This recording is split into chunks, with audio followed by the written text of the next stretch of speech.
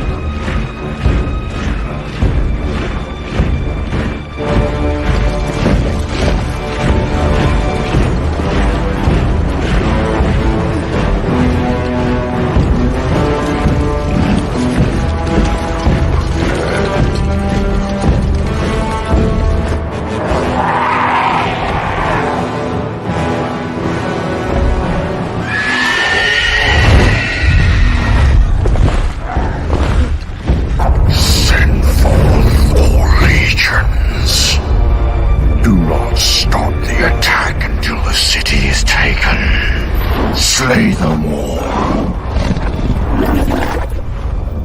What of the wizard? I will break him. Welcome to our Lord of the Rings animated discussion. I am very excited to be here. I am very, very happy to be discussing these movies, since these actually were kind of formational to my childhood, and I'm kind of looking back at them with a little bit more of a critical lens, but it'll be interesting to kind of hear everybody's thoughts. First off, I want to welcome DM's Note to the Third Kind. Welcome Becca. Welcome Space Junk. Yes, the Witch King is indeed Starscream, at least based on the frickin' animated Lord of the Rings Return of the King movie. There's also, please welcome Johan. Hi, how's it going? It's good to see you as ever. So allow me to start bringing in my guests. First off, my regular co-host and the resident Wolf's waifu. Please welcome Neph Champion, folks.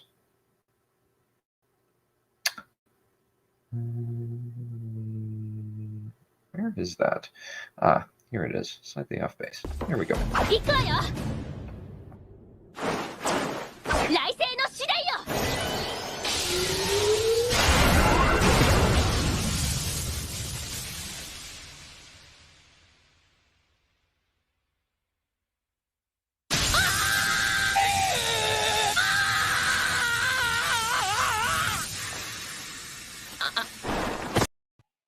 Hello. Hello. Always a pleasure. Alrighty. We have a few more guests coming in. First, we have our good friend, Wolf. The current Wolf Lord of the Space Wolves is Logan Grimnar, also known as the Old Wolf. He rules from the Hall of the Great Wolf, together with his Wolf Lords such as Harold Deathwolf, Eagle Ironwolf, and Bjorn Stormwolf. All I got out of that was wolf, wolf, wolf, wolf, wolf, wolf, wolf, wolf, wolf, wolf, wolf, wolf, wolf, wolf, wolf, wolf, wolf, and wolf. The Space Wolves are incredibly uninspired. Where there's a whip. No, please don't. It's stuck in your head. This song's gonna get stuck inside you. This song's gonna get stuck inside you. It's not inside mine, actually. Believe it or not. I still blame you. Also, why done? Why? I knew you sung it at one point. But someday, I knew. Yeah. You were just thinking in the back of your mind. Well, if we have honorary titles, it's Wolf DM's is... notes, they're worse than the Jackson movies. They're worse. No, what we're saying, Done? I was just going to say, like, if there's what is it? Introduction things, you're the filthy slobbering mongrel. Really? It's like Yes. mongrel. Are you sure he was? Yes, completely sure. Hmm. The filthy And it's time to give that filthy slobbering mongrel of yours his shots. I am not a mongrel. Yes, you are. Stop lying.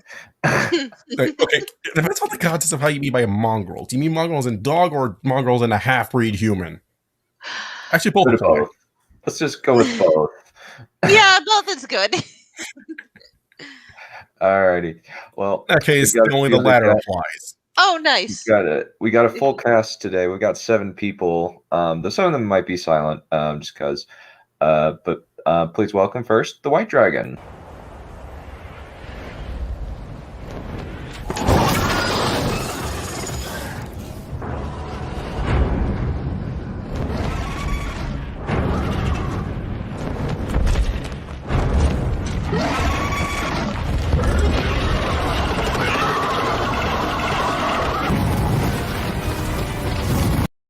Okay, Tarek, what did I do to you? Note to self: alcohol is really fucking disgusting tasting. I am not a mutt. Yes, you are. You certainly act like one. Neph's all right, Wolf. How is this relationship going to continue now since Neph's a dragon? So I guess our friend Wolf has turned dragon sexual or something. No, I'm next session. I figured that I'd kind of fit the theme because it's got dragons but no cat people.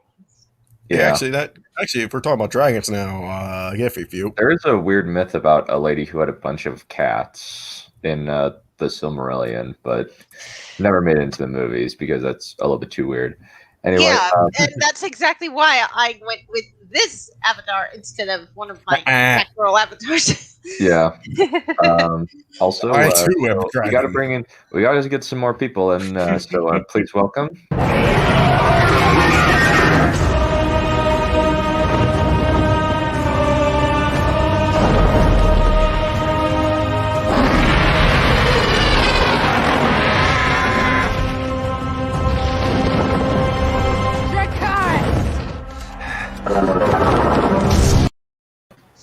Oh, Robin Travadi is coming back for House of the Dragon. That's exciting. Yes, there's a whole video about the Yeah, dragon it would dance. be. I think the only way you could adapt the Silmarillion is if you did it in the form of a documentary. Well, it's basically you made her. No, basically. I don't think you could do it in a documentary. It would really kind of what do you mean by documentary? Like with interviews? That would be weird. No, not that kind of documentary. I'm thinking more along the lines of something David Attenborough did. Breaker of Tech. Maybe she's thinking about Ken Burns or something like that. Well, say so you're the one that made her avatar. Speaking of which, where's my? Or she like. I think maybe an anthology would work. Sorry. Maybe Yeah, an anthology would work. Or something. Yeah, or like a TV show. I think like a TV show would work in this case. Just a like a. In the showrunner is David Benioff and. Oh my God! Can you just imagine being the Oh God, no! That would be horrible. I am the runner for the Silmarillion. Have any questions for me? Can you just imagine Benioff doing the Anolindale? Oh God, no! Please no! God no! No, I can't imagine that. That would be terrible. That would be that would be absolutely horrible. There would be like ambiguously brown female Valar just for their scantily clad, just so he can wank off to it. Thank you for the image, Dun. You're welcome. I'll say this sarcastically. Breaker of Tech, Lady Becca says. Yeah, you are the breaker of tech. I think I've ever seen you destroy your computer once just because it refused to load. Pretty much. That's not like years from being true. Right, Doubt. We've got a couple of people. Please welcome.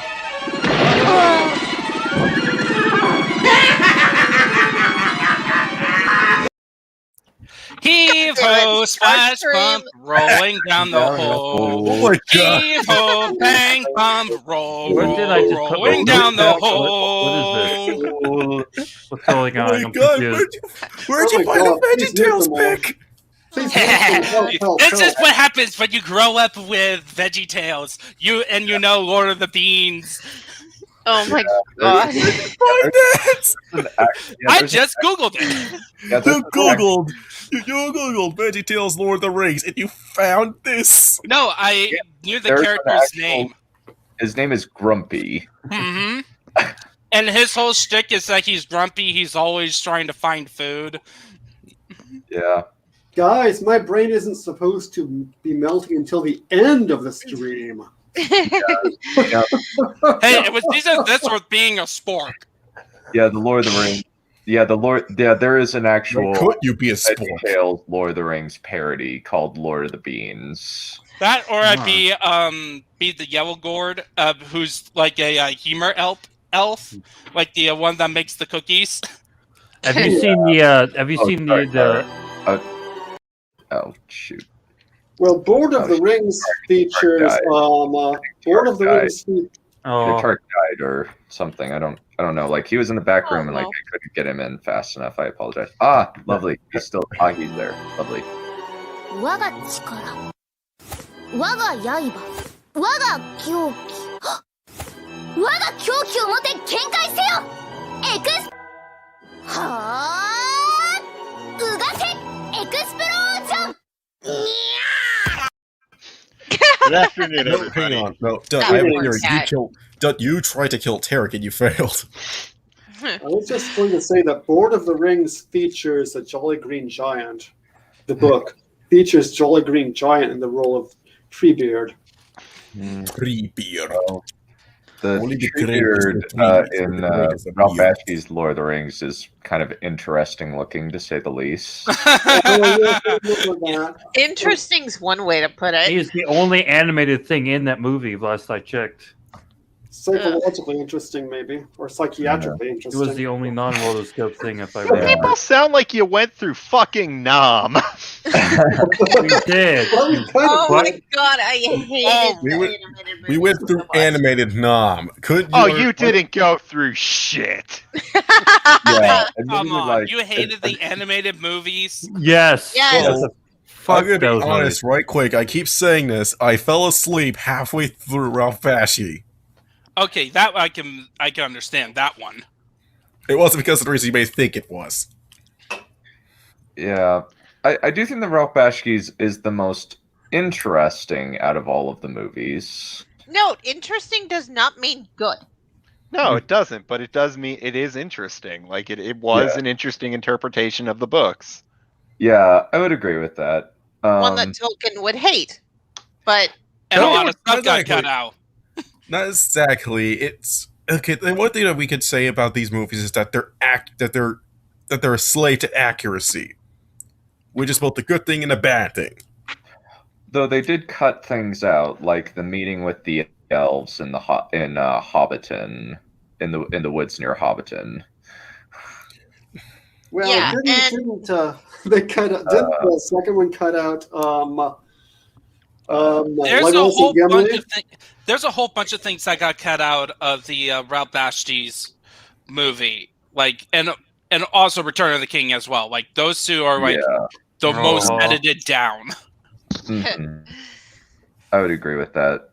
They are. there is no way that you can make any of those books into an hour-and-a-half movie. Maybe a series with hour-and-a-half movies, but not a single hour-and-a-half movie. No, not unless all the characters are on speed. Well, that will be entertaining to watch. So, yeah, I have no idea what's going to happen with this upcoming Lord of the Rings adaptation. It's most likely going to be an abomination. Oh, the one on Amazon.com. God help us. Nothing that is made today is ever good. No, it's not. I disagree with that because Castlevania came out really well, like much better than I think anyone would have ever expected it to be. Name me another. Altered Carbon was pretty good. I liked Extraction and the Old Guard. No, everything is rot these days. Most everything. Civilization was annihilated several decades ago, so I may as well deal with it. But Lord of the Rings right now is very mainstream. Part of lore. So that's probably going to be ruined. Did you say Discworld? No, Discworld he's is talking. definitely gonna be ruined. I don't know what He's that is. basically making the whole hipster argument of that. Oh, it's popular. That means it's going to get ruined. Yeah, No, pretty much it is. I kind of agree with that to an extent because if you don't in my honest opinion, if you don't gatekeep, you kind of are liable to lose what made the thing special because now you're trying to appeal to everyone. Exactly. Well, the thing is, if we really want to go with the tone of the Lord of the Rings stuff, like the franchise is quote unquote got crappy as soon as the movies came out because of all the video games and all but I can't say that's fair. Well, yeah, but if we're talking about adherence to the original source materials, most of them don't do it very well. They are great games. I am not arguing that they're terrible. But I am saying that a lot of them goes against the visions that Tolkien wrote. Well, yes, because they're following the movie. That's the idea, though. Like, for example, did you know the Fellowship of the Ring, the Xbox game that came out a long time ago? I know. Yes, I know. Most of the Lord of the Rings games. Yeah. No, but did you know it's not based on the movie? Yeah. Okay. I know. There's also, like, say, Middle-earth games. They aren't very accurate to the lore, even. Oh, Lord, no. Shadow of War!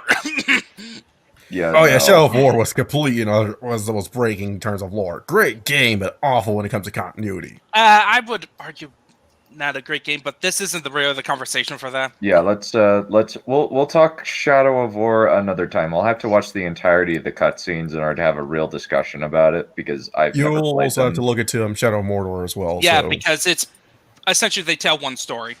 Yeah. Well, I mean, like the Shadow of Mordor storyline, like as a whole.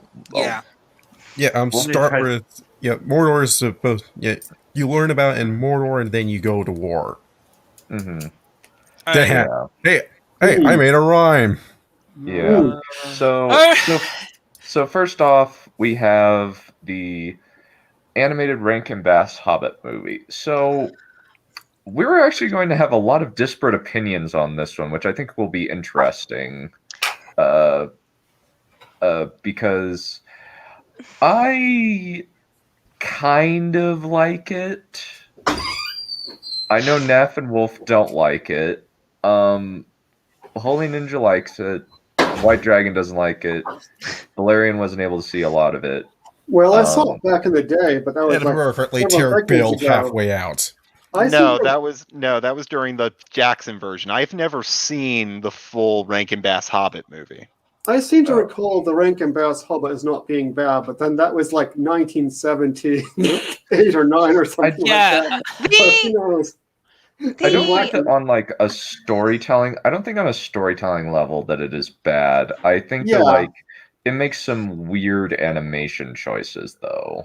Well, yeah, the style itself is very ugly sometimes. Meh. Very, very meh. And then I'm talking about I would have liked the music. I would have liked the music better if the musical numbers had been integrated into the story the way they were in the Jackson movie. I would actually disagree, but I would actually disagree with that. No, all I'm saying over and over again. Look. All I'm saying is that they did not integrate the music very well. That's all I'm saying. And that I prefer the live action because the music was actually integrated well. I am I actually would. Yeah, let's. No. What I'm saying right? So what I'm saying is that I think a lot of the music. There's 2 great tracks of from the Jackson movies that are very good, which is actually at the beginning of the first movie, and that makes sense for those scenes. All the other attempts to put songs into the Hobbit movies are a lot more jarring and a lot more distracting, and honestly not as good as the 1977 version. And also the music in the Hobbit trilogy is part of one of the problems because of a tonal problem. But this isn't about the trilogy. We could discuss that in more detail. Yes, we're going to do that later. The chap on the upper left, is that the Elven King? Yeah. Upper left, that's the Elven King. That's the right. And then on the top right is Elrond. Yeah. Yeah, I know that. Like that's kind of a weird thing. Yeah, are those Gollum knockoffs the elves? No, Yeah. Gollum is at the bottom center. Gollum Gollum is. And then there's Smog, which looks absolutely terrible. In the state I was in, looks absolutely terrible. In the state I was in, I described Gollum as a frog, turtle, mutant. Fuck. Does he have webbed feet, Gollum? Yes, he does. Yeah, but maybe not webbed feet, but he has like clawed feet. No, it's webbed feet. I'm pretty sure it's webbed. To me. Yeah, oh, it has claws and webs. It is clawed. Like. Okay, fair enough. So webbed. Okay, so I am kind of confused of why you don't like the Smog design. You don't know why we don't like the Smog design. So he's coming from a different perspective than like you or here's I the thing. are. Yeah, like I'm not actually I'm not fond of I like, for me, when I think of a dragon, I think of actually this. Like, this is actually the closest thing to dragons. Like, I don't mind the more modern take on dragons, like the be more lizardy. But I do think in terms of the head shape, they look all the same. They do look very. And Smog, unfortunately, in the trilogy, also got hit by that. Well, I mean, they're based off of lizards, so the head would be, like a lizard's head. Most lizards' heads look the same. Yeah. So you're kind of just knocking at nature at this point. It's a reptile. Well, the thing is that dragons is a mythological monster, and also they have, in mythology, they have very different looks on dragons. Like, some even have hair, some even have feathers. Chinese dragons have lion manes, for instance. Well, we're talking about Tolkien. Tolkien himself actually drew his own picture of Smaug. Yeah, he drew a bunch of pictures. That looks like a cute kitty cat to me. That looks more like an ugly cat to me. Oh, no, it's cute. Ew, no, it's not. My Yang is cute. This is ugly. Hold on. No, it's maybe ugly. it's just- Ew, put it down. I think maybe it's just it might be partially subjective that it's appealing to some people and not appealing to others. I certainly know that I prefer the Jackson Smog. How about the voice? Do you think the voice is good for Smog? I like the voice at points. He's got a very nice, rich voice. But I think Cumberbatch's voice sounds a little bit better. Well, of course, it's Benedict Cumberbatch, but yeah. The only flaw with Benedict, I hate comparing it to the trilogy. The only thing about the Benedict Cumberbatch version is that it's just the exposure of the actor. It's Benedict Cumberbatch. It's so it's essentially a case of overexposure, featuring this person. Yeah, it's nothing wrong with the performance. It's just that he's been featured way too much. Yeah, he was a bad choice for Khan. I still don't understand why he was Khan. Yeah. Name, brand recognition. I forgot about he that was movie's existence. Thanks for reminding me. You're He welcome. was actually in 3 movies that year. He was in the Julian Assange film. I don't even remember the name of it. Star Trek Into Darkness and Desolation of Smaug. And technically all 3 are not very good. I kind of have a soft spot in my heart for Desolation of Smaug because I'm a sucker for dragons. And I like some of the action, even though the action's kind of cartoony. Like really, really, really, really cartoony. From a storytelling standpoint, and I'm thinking about this now, can't you make the argument that the reason why the story is the way it is because we're not seeing it as it happened? Bilbo is retelling the story. Actually, here's a fun fact. I actually re-listened to the entire book today, and I finished today, and I started yesterday. It's actually more like not so much Bilbo's accounting. It's actually somebody else, like a storyteller, like a bard. Not even to it's more like a father to a kid. Yeah, there's a reason for that. Yeah, and that's the whole point. It's supposed to be the way you're supposed to expose. It's supposed to be bedtime stories. Mm-hmm. Yeah, and because so bedtime stories. It's one of the reasons why Tom Bombadil was included. Is because Tom Bombadil was basically the Tolkien kids' version of Winnie the Pooh. That is such a weird version of Winnie the Pooh, then. That is bizarre. Hey, yo, kids, I'm Tom Bombadil. Sometime I must recite some of Tim Benzedrine's poetry to you sometime. Yeah, I think that I think kind of like I think when Smaug is just lying on the ground, he looks pretty good. I think I think it's kind of just it's an odd design, and possibly a lot of us are not used to this. We're used to stuff like Reign of Fire, Game of Thrones, Smaug in the live action one. This is kind of a very, very different dragon take, where he kind of looks more feline in nature. Does he have a beard like a goat? Yeah, a little bit actually. Yeah, he does have a weird. He looks more closer to a Colossus from Shadow of the Colossus games. They have their own form of dragons, and they have hairs underneath all of them. Mm-hmm. Yeah, I do think the voice. I think the voice of Smaug is very good. Though I think it's kind of a toss-up whether I like the animated interaction or the live action one, since I like how he can see it Smaug can see Bilbo, and they're kind of interacting, and then finally Smaug decides to stop playing with his food and eat him. But the only problem with that in the trilogy is that it led into. Yeah, we'll talk about that another time. A good discussion. A good topic of discussion for another stream. No, yeah. Star Wars, damn you. Yeah, it's illegal.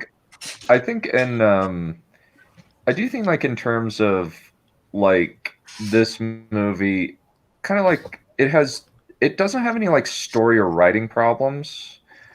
Bilbo as a character, I like how he interacts with the dwarves. I at least like Thorin in I think that none of them not even that Thorin needed a little bit more screen time in order to sell his fall, I guess. Well, in the book it's actually kind of quick too. It is. And it is it's almost around this point, Thorin is all of a sudden the Arkenstone gets brought up.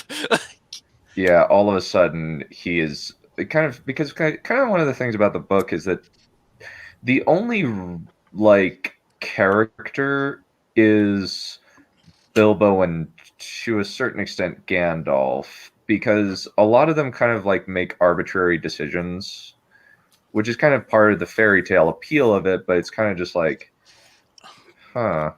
I would disagree with you based on my reading through. Like they're like Thorin is also a major character. Yeah. In there. And it's more like it kind of it's more like the dwarves. Well, it's more like you have Thorin. He's like his own character. Then you have the dwarves, where they're more like Odysseus's crew in the Odyssey. Like that's kind of their role, where some characters like get some spotlight moments, like the main ones.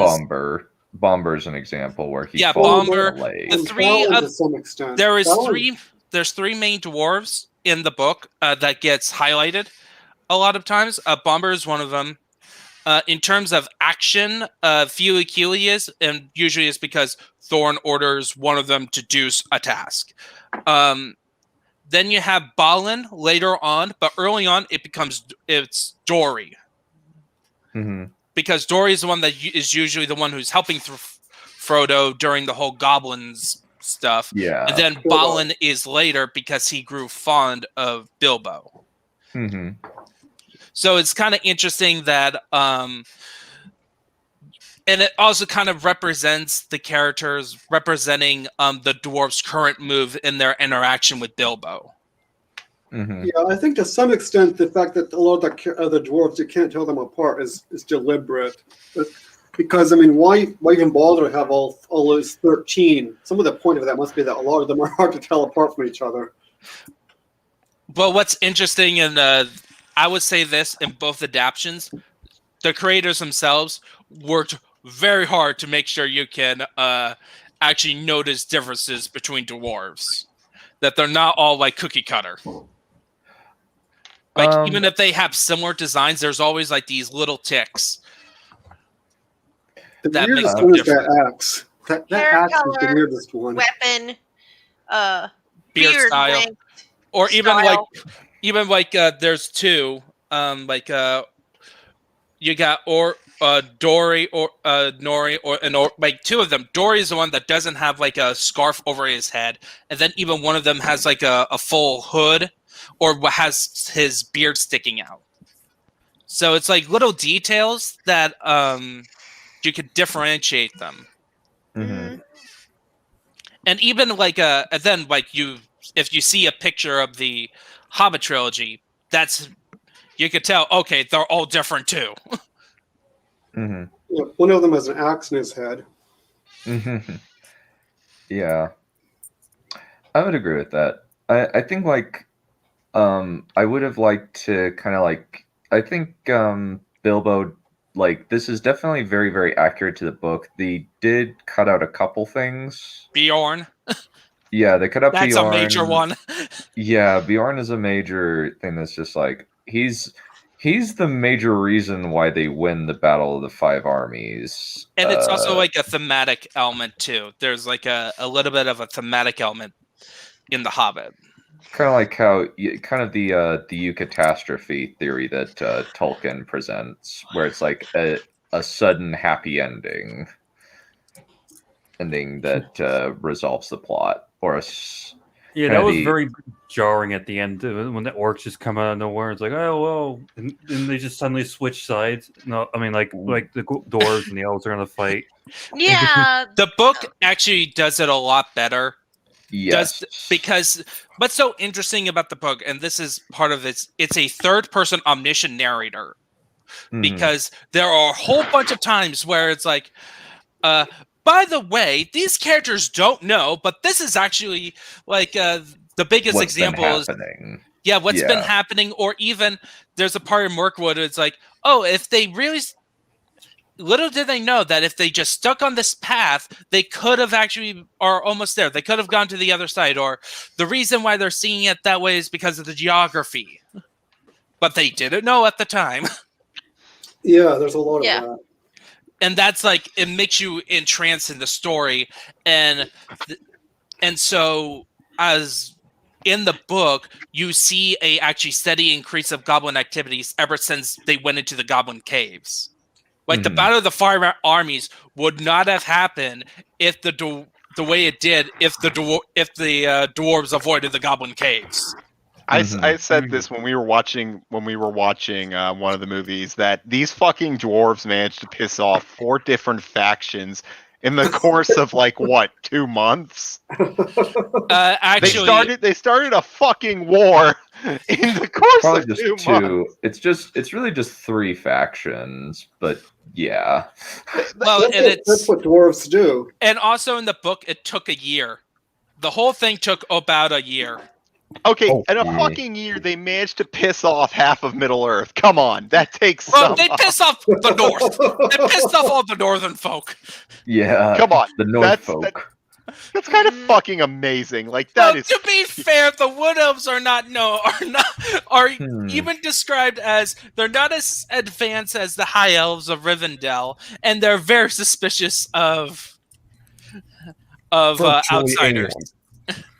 The only reason the dwarves didn't take off anyone else is that they didn't meet anyone else. If they go south, reasons why not to live near dwarves. Number one, they lead to wars. Number 2, they bring dragons with them. And number 3, wars tend to happen.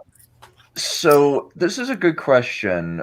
What's to be desired more? To be closer to the source material, or to have a distant story out of the source material? I would say the latter, because sometimes there's some crappy source material. Yeah, sometimes it's better to have a better story out of the original than to use the original. Like for instance, Ready Player One is an example of the book being really bad, but the movie being it's decent. Mediocre. Yeah. Mediocre. Here's all the 80s reference to the book. I would say in principle the latter, but commonly what happens is the work being adapted is a work of genius, because that's why they're bothering to adapt in the first place.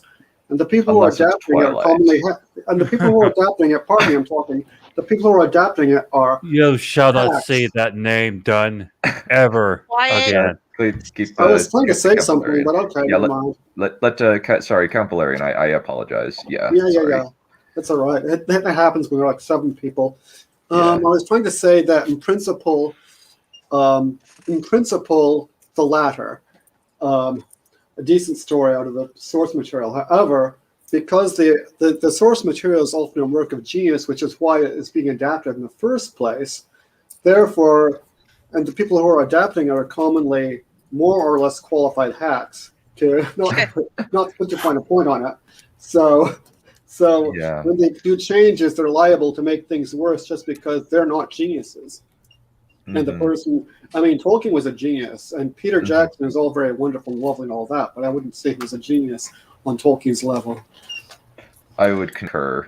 Yeah, I would definitely concur. So your average adventuring party. Yep, essentially. Yeah. It's like the dwarves are just a D&D protagonist party. It's like you know when a player character has been there where there's a village on fire. By the way, that comment actually reminds me. There's a YouTuber called Matthew Koval. He does a D&D DM advice, and he made an entire video explaining the difference between railroading a campaign and a sandbox idea. And the way he did it was to tell the story of a DM and a person, which is basically he recapped the events of Lord of the Rings as D&D stories, where the first one is about more of like a sandbox idea, and then the other one is the Lord of the Rings as railroading. Yeah. So, I think that in terms of this, it is very accurate to the book. I think one thing is kind of like, it uses a lot of non-diegetic music, which was an interesting choice to add a few of the songs from The Hobbit, like Tra-la-la-lally, Deer Down in the Valley. It was kind of like, yeah. Well, okay, here's why I love the inclusion of the songs, right? It helps with fit the tone. The way they did it is that it fits the tone of the story. Because this is not The Hobbit. It's not Lord of the Rings. Like, no, this is not. like a common misconception, is that when they try to view The Hobbit, they view it as if it's Lord of the Rings. It's not. Like, there's a lot of stuff that you notice that, it gets expanded upon in Lord of the Rings. But, like, overall, the tone is like, yeah, we're going on this adventure. They're having, like, adventure. If, like, this movie out of the animated movies feels like I am going on an adventure and I'm enjoying this adventure that's happening on screen. And the music helps with that. I have to disagree with that. The music, the way they did the music specifically kept taking me out of the movie, actually. It's the way they did it. Not that there was music, but the way the music was integrated. Like, how exactly? What was the word again? Non-diegetic? What does that mean? That means that it's not the characters singing, it's the narrator. It's like the person. It's diegetic means it's inside of the movie. Like, an example of diegetic music is Everything in The Greatest Showman versus Where There's a Way, There's a Whip. That was diegetic. No, that was diegetic. Yes. Actually, when we get to Return of the King, all the music is actually diegetic. Yeah, all of the not all of the music. Well, actually, yeah, technically, yes. The whole it's a thing dude is singing. It's sung by a bard. Yeah, it's sung. Bard, I want to shoot There's a little. Hey, White. You know. I think I made a person that may want to lay you. Just go find a bard. Bards will do any dragon. I'll keep that in mind. But yeah, the music is not part of the movie, and that's the problem. There was no bard singing this. It's just there's no one singing it. It's just a amorphous god entity, amorphous muse entity. Yes. Yeah. For me, it felt like it was like the same song played over and over again every time they were traveling. It just kept getting old. Yeah, well, it kind of was. The Greatest Adventure is this movie kind of plays very frequently, even for like a few seconds in this movie. Yeah, that was The Greatest Adventure is the motif, and two versions of the Valley song is played twice. Aaron was singing for the boys. But also, I would also say that you would also notice that the songs too have a non-music version that does get played over as actual film motifs too. Like, if the final battle track is down to Goblin Town without the vocals. And it's not the songs without the vocals that I have a problem with. It's the ones with the vocals that I have a problem with. Because it just got very, very tiring and repetitive. Yes, very repetitive. And like I kind of like, I don't dislike this movie. Like, I know that you really don't like the Hobbit movies, and this is going to be an interesting discussion since I like them, but I definitely acknowledge there are some problems. Like, Legolas should not have been saturated into the movie. There are certain things that I was fine with when I heard it. There was a lot of the problems of the Hobbit movies comes from. A lot of it is execution, and a lot of it is just dumb ideas. Yeah, like the Mario Battle 5 Army. Yeah, that one. Yeah, the Mario jumping scene up falling rocks is so stupid. There's even one where Peter Jackson did something that Tolkien would never put in his writings. A love triangle. No, something connected actually. He put in a sex joke. Oh yeah. The trousers. Oh yeah, I could have anything down my trousers, or nothing. Like, Tolkien. Yeah, that I agree. Also, like Alfred was a very terrible idea that should not have been in there. What was a terrible idea? What was that? Alfred Lickspittle. He's basically a Wormtongue knockoff. The guy who's running the town, right? No, the guy second in command. The second in command who dresses up as a woman. That's right. Yeah. Yes, I'm sure Tolkien would have loved that. Yeah, Tolkien. But there's a bunch of things that happens in the Hobbit trilogy that goes. Tolkien would definitely love that. Hold on. Let's be fair here. Wasn't it in the Fellowship that Tom Bombadil had Merry, Pippin, Frodo, and Sam running around naked? That was more of like a side effect, I think. But I'm not sure about nakedness. They were naked, but it was kind of asexual. It was very asexual. I'm not arguing sexuality. I'm just saying, I don't know if cross-dressing is I will admit, the love triangle was the execs. That was a reshoot edition, which I didn't really like that. Yeah, So they put a female. Why did they put a love triangle in when there's nothing for that? Because the execs wanted to add women. Yes, because the Hobbit, no women. There's no women warriors. There's not even a princess. There's only mention of a princess. That's now thinking about it, given the tone that the Hobbit has, that is actually kind of weird that there isn't a princess in it if it's supposed to be this sort of bedtime story fairy tale. Well, there's mentions of Princess how Smaug goes and eat maidens, and of Bilbo hearing tales of knights rescuing princesses, but that's not the mission he's on. It's not to rescue a princess. It's. I'm sorry, you just had me think of something. There's some princess in a cage next to Smaug, whispering to Bilbo, hey, and Bilbo sees her. He makes eye contact, but he's like, fuck it. No, it's more like the dwarves are like, we'll just keep that princess in there in a cage. That's honestly don't mind that one. But I think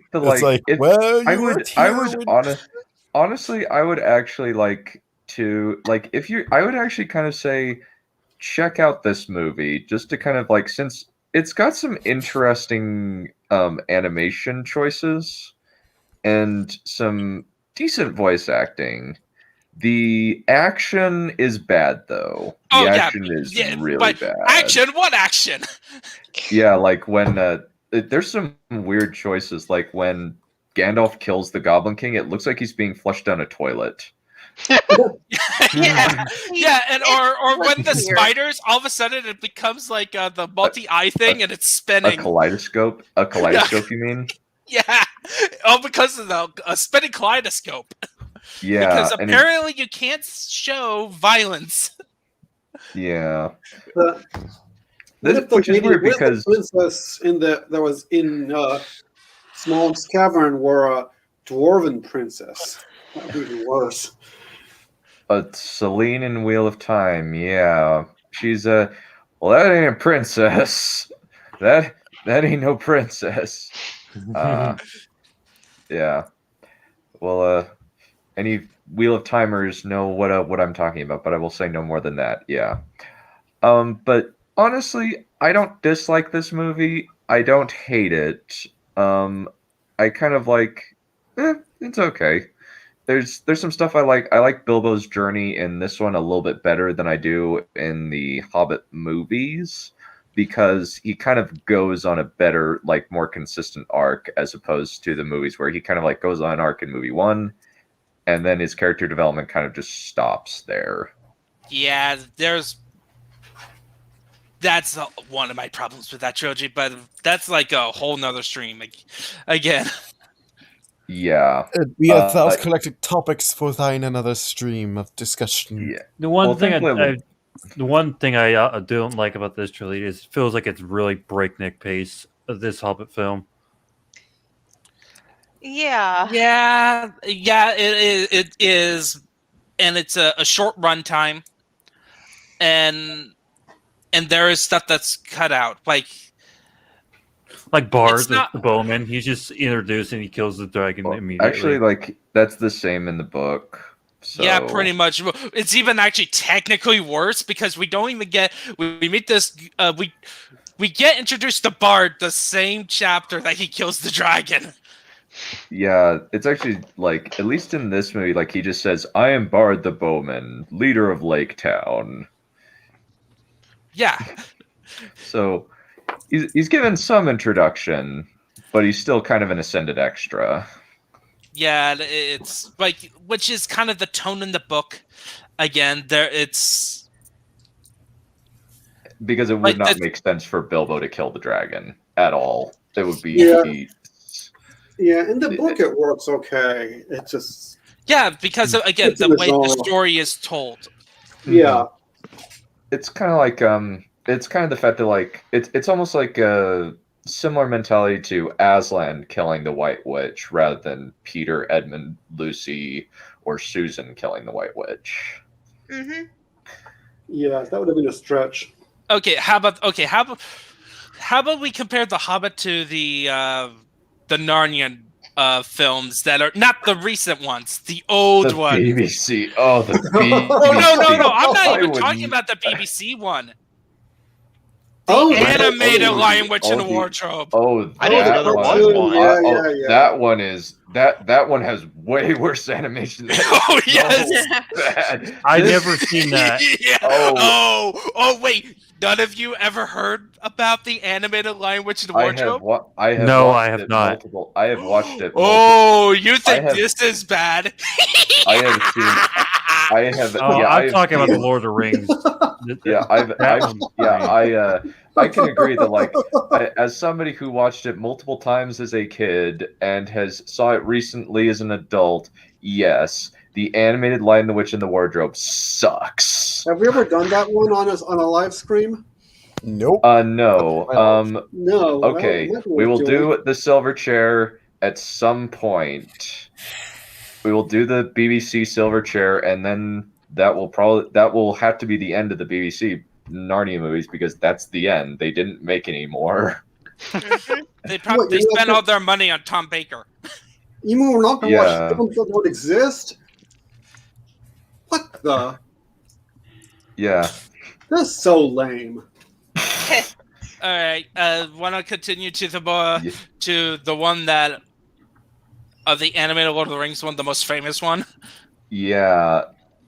Which is interesting because this movie kind of has an interesting, like, it has like a budget of like 8 million, 3 of which were only were kind of wasted on a script that never got used by Saul Zaentz.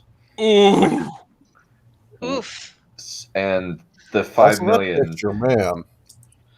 And Ralph Bakshi, like, most of this movie was made in his in-house studio.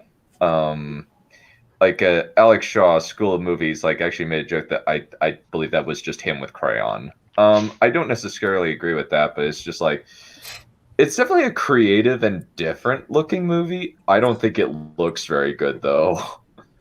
It's like, this is kind of an example of like what like stuff in this movie looks like. It's kind of a hybrid of two very, very radically diametrically opposed styles, where you have. So this is kind of like the animated equivalent of Kirk Cameron's Christmas in terms of being made in someone's cellar. Kind of, yeah. It's just a tonal difference. It's like live action, and then you have in the background, like animated up front, and then you have background extras that are real life, and it's really jarring. So this is an actual story, though, so it's better. So cool thing, Becca. The Doctor Who, Tom Baker from Doctor Who plays Puddleglum, the Marshwiggle, and that will only mean anything to Narnia. Space Junk. They did that. Yeah, they did. Unironically, yes. Yeah, the Balrog does not look good. He looks like a giant butterfly. Yeah, it's like He looks more. That's not a He has the waist of a butterfly, a face of a lion, and the body of some fat guy. He's about as tall as Gandalf, or Gandalf's about as tall as him. Yeah. And right there at the one of the sides is Aromon, not Saruman, but Aromon. Well, even that's inconsistent. Even that's inconsistent because they sometimes call him Saruman and sometimes they call him Aruman, and they just couldn't be bothered to re-edit it. Oh look, there's Emily and Uglas. Because I'm taking out the first letters of the name. I design-wise, compared to the, of course, classic Lord of the Ring, like the Lord of the Rings movies. Yeah, totally night and day. Also, the guy in a Viking outfit, the guy that looks like a Viking is Boromir. Yeah. Oh, fuck, I forgot. Yeah. Yeah, he is. I thought that was Gimli, sorry. I wonder what was the art of Lord of the Rings like around that time period before Peter Jackson? Not Peter Jackson, the two cover artists that Jackson hired, like Hal and the other. There's another guy, Ian Howe. I think it's John Howe and Ian something. I can't remember. Yeah, but they were like well-known Lord of the Rings artists. But I'm wondering what is the art? What was the art of Lord of the Rings at that time? Of like the 78. This was released in. I think it was mostly like Arthurian looking artwork, like kind of like chainmail, like a Viking style helmet, not like, but like kind of like maybe like kind of like helmets like the Rohirrim have, where it's like there's a nose guard, top thing, that sort of thing. I wouldn't be surprised that these designs are more in line with like what people think of fantasy back then. Yes. Even the good guys were also this terrible too. Last comment. One kind of thing about it that's kind of odd is that even in the movie they refer to Minas Tirith as a city, and yet Boromir looks like a barbarian Viking. Well, to be fair, a Viking city. You never see what Minas Tirith looks like. For all you know, for all we all know, that Minas Tirith could just be Viking Central. well, Rohan looked like it was like home of everyone looking like a furrier version of Conan. Yeah, kind of. I don't think I didn't see what Rohan looked like. What does it look like again? So just imagine everyone like the Conan, like Arnold Schwarzenegger Conan with like long, shorter length hair with the crown. I never seen Conan. Yeah. So basically, they're wearing stuff like what Aragorn is wearing in this. Yeah. So yeah, maybe Minas Tirith. Boromir has a really shit sword. I don't know why it's so broken. Oh yeah, it's supposed to see that it's went through many battles, but in hindsight, dude, that looks... your sword your sword is practically useless. You gotta get a new one. Maybe that's why he died. Maybe that's why he's the one who died. Oh, how about the orcs? I hate the orc design. The orc design. They look like they were wearing tiki masks. Yeah, either a monkey mask or a weird like ape vampire, Planet of the Apes vampire thing, or a sand person with a skeleton with a shrunken face. Or or everyone's going on their werewolf cosplay. They look like a tar baby to me. They look like a tar baby. Very bad. And they all wear like Hessian sacks. I imagine it was, and like the initial thing is kind of a weird like shadow puppet type. Yeah, it was. Opening. That was. And Sauron is just a guy with a fucking horned helmet. Yeah. This also suffers from a breakneck pace problem because they are. Yeah, you think The Hobbit was breakneck pace? This is totally. This is way worse. I can totally acknowledge this is way worse because they're pushing Fellowship into an hour and a half, and then Two Towers into a half hour, and most of it's the Battle of Helm's Deep. Yeah, just because they wanted a climax. The final track that played in the Battle of Helm's Deep is the best part. I would agree. And Helm's Deep is just one chapter in the book. It's not that. It's important, but it's not that important. I have to say that between this movie and the other two, I prefer Gollum's design in this one. Yeah, I would agree. This had like the best one because it looks like a bit more closer to what Gollum is. So I actually like if there were more rotoscoping with the like if the only things that were rotoscoped were the orcs and the Nazgul, I could agree with that. But they also rotoscope the human. They also rotoscope humans frequently. Including Gandalf, infamously at the end when he charges down and you see it's an obvious rotoscope. Oh, yeah. Yeah. Yeah, there's a lot of obvious rotoscoping.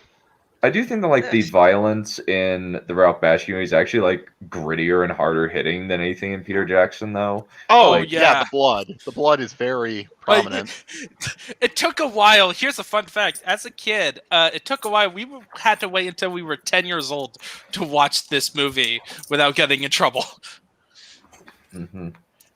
Yeah, because like it looks, it kind of like I do think that the first ring race scene is actually like legit creepy. Like it's actually creepier than it is in the animated the live action one. Because like partially it's the music. The music is really, really freaking creepy. Yeah, and they're movement. supposed to be corpses and they move like it. It's very unsettling, and I think that part is very well done, but that's the only time when they walk like that in the whole movie. I would say like the ring race in general are like the best part of the movie. I would agree with that.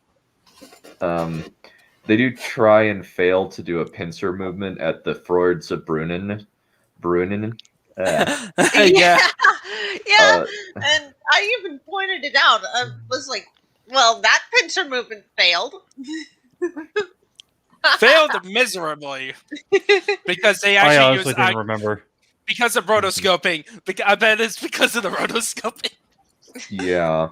I think that was it when Frodo was getting chased, because at that point I was just visually confused. It was just a bunch of noise. Yeah. And also just weirdness, like the world vanishing and becoming like going from a field to a desolate wasteland and then back, and then like lightning flashing behind the ring wraiths as they race through. It's kind of just it's very noisy. It's like hard to understand what's going on. I'm wondering if horses, I like those. Oh yeah. Again, everything with ring wraiths, pretty good. Like I even like the whole like otherworldly aspects because it's supposed to show. I get what they were trying to do is because Frodo is interacting with the world of the wraiths a bit, so weirdness is off. But out of the trilogy, this is the one I would skip a lot. Yeah, which is weird because you can kind of watch the Rankin Bass Return of the King and not have seen Ralph Bakshi's Lord of the Rings and kind of be just as equally informed about what's going on. Yeah. It's kind of interesting that it can stand on its own movie. That is actually kind of admirable in a way, but at the same time, my God. Yeah. Yeah, like that's one is like. You want to actually continue to the Return of the King? Yeah. Yes. This is the one that's kind of just. This is a. If you're watching these in order, the anime Return of the King is a giant tonal shift from Bakshi. Oh, very much. Yeah.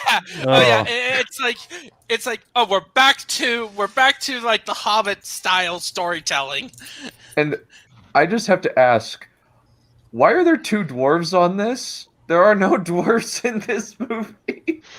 And then they put That's a weird cover. They put the ring wraiths on Pegasi. Which is strange. Why is he holding that sword? He doesn't even have that sword. Yeah, it's just a weird cover. This cover is stupid. And the funniest part is the fabulous further adventures of Frodo, Odo, the Hobbit from J.R.R. Tolkien, the further adventures. So they are kind of acknowledging Ralph Bakshi's movie. Yeah, which is funny that you could actually technically watch all 3 movies with some. You're going to be really confused. This so looks you're like going to something be like, mainly in between what happened between Two Towers and Return of the King. Yeah, I'm getting things. I'm getting fucking Easter vibes from this fucking cover. Yes, Pegasi, black Pegasi. Yeah. Only the Witch King gets a dragon. Yeah. And then again, the Nazgul looks like Skeleton Men with hair. No, they're just Skeletor. Oh, no, wait, that's the Witch King. He very much did. Peter Jackson, yes, did get a lot of inspiration from the animated Fellowship and Two Towers to a lot of extent. Like the proud feet shot, that's straight out of Bakshi. Same with what was it? The Nazgul over the tree trunk. Yeah, the Nazgul over the tree. The slashing the beds. That was definitely a Bakshi a thing. There's a lot of things that there's definitely inspiration that you can definitely see there throughout. But yeah, as our friend Becca was saying, yes, the Nazgul ride Pegasi in this movie for some. Who? Oh, yeah. But there's the Nazgul. Can and you they go look back like for a moment, skeletons. please? Can you go back for a moment, please, to that cover thing? Yes, I can. I was trying to ask a question about that, but things go for it. Oh, go for it. I can't. Who the blazes is that chap on a horse? I think it's supposed to be Frodo and Samwise. Yeah, but he's got a sword. It's not the same sword as they use. I don't know. No. This cover makes no sense. This is, and by the way, I have never seen this cover. So really? Because there's one cover where it shows like Samwise, and then it's like a browner cover, Samwise, and then there's a battle going on, and then there's these circle portraits having like Gandalf as one of them, like the Witch King or something like that, and then the one I have for DVD is a completely different cover. So this is the only time I have seen this cover. Wow, this was the thing on the VCR when I was a kid, which is interesting. Yeah, this is weird. It reminds me of Easter for some reason. Also, like the funny thing is, I think that's supposed to be Barad-dûr or something, and that's Minas Tirith. Yeah, it is. They look identical and not even remotely how they look in the movie. Yeah. And also, there are no dwarves. Like, Legolas and Gimli are not in this movie. Like, at all. Yeah. There's missing characters. Yeah. Again. Like, Legolas and Gimli just fucked off at the last moment. Like, yeah, we can't do this anymore. Or they're there, but it's Gimli's taller. I guess so. Like there is a blonde guy. Oh my god, there was a scene where Gimli was tall as Legolas, I think. Yeah. The one funny thing about guess who plays Legolas in the Ralph Bakshi movie? Who? C-3PO. Anthony Daniels. Yep. Uh-huh. Yep. Anthony Daniels plays C-3PO, which is kind of hilarious. which is just like, oh, so uncivilized. R2D2, I will shoot all of these people with my badass archery skills. Yeah. Master Luke, may I present the option of a massacre? Then of course, we have Samwise starting a race war. Yeah, he did. Oh yeah, that was right. Fucking hell. Oh yeah, there are some actually weird imagery that's in Return of the King,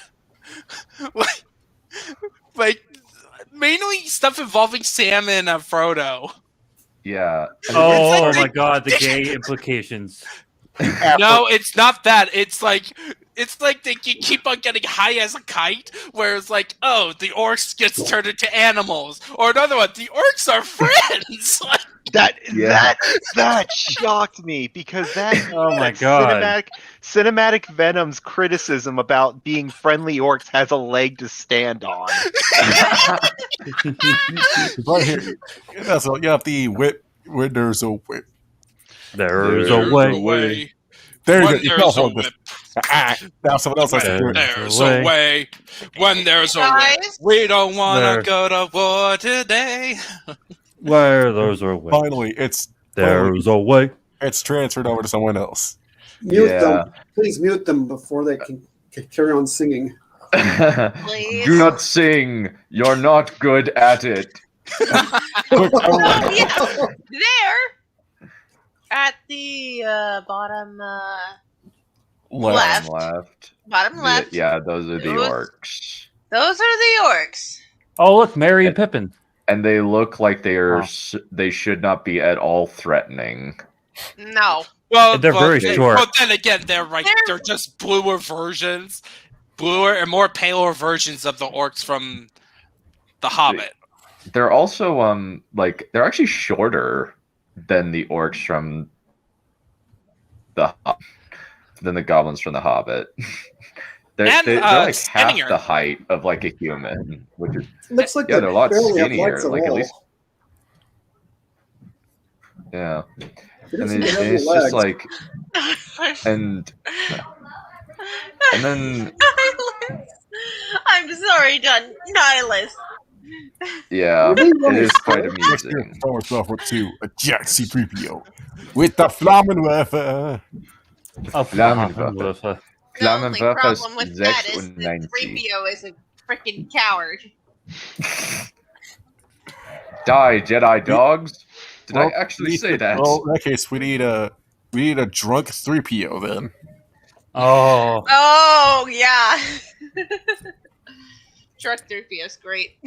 Yeah, drunk 3PO is great. So I would say about this, like there are, as an adaptation to Return of the King, there's a lot of problems with it, but I still enjoy it. But oh man, like where basically the characters that get most screen time is Gandalf and the Hobbits. Yeah, Aragorn is not even in his own movie. No. Yeah, he's not. He's basically Bard.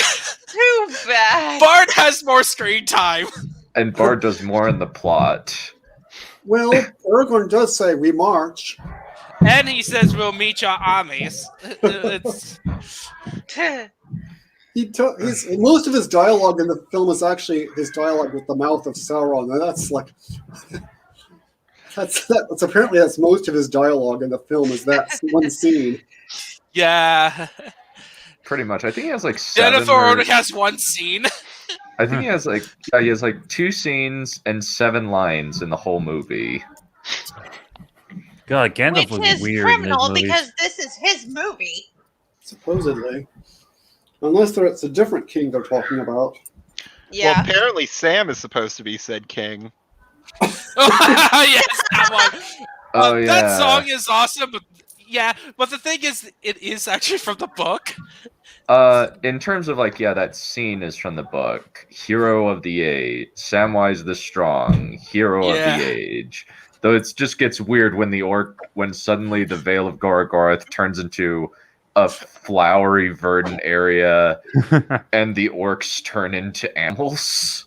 Even though, actually, what's so funny is that in the book, it actually like Sam's temptation was like, yeah, be a hero, but also to change Mordor into his flower garden. Like it is actually in the book as a temptation, and this film took that in strides. Yeah, but it's one thing to present something as a temptation in a book. It's another thing to show it on screen as actually happening. Those are two completely different things. You can do that in a book.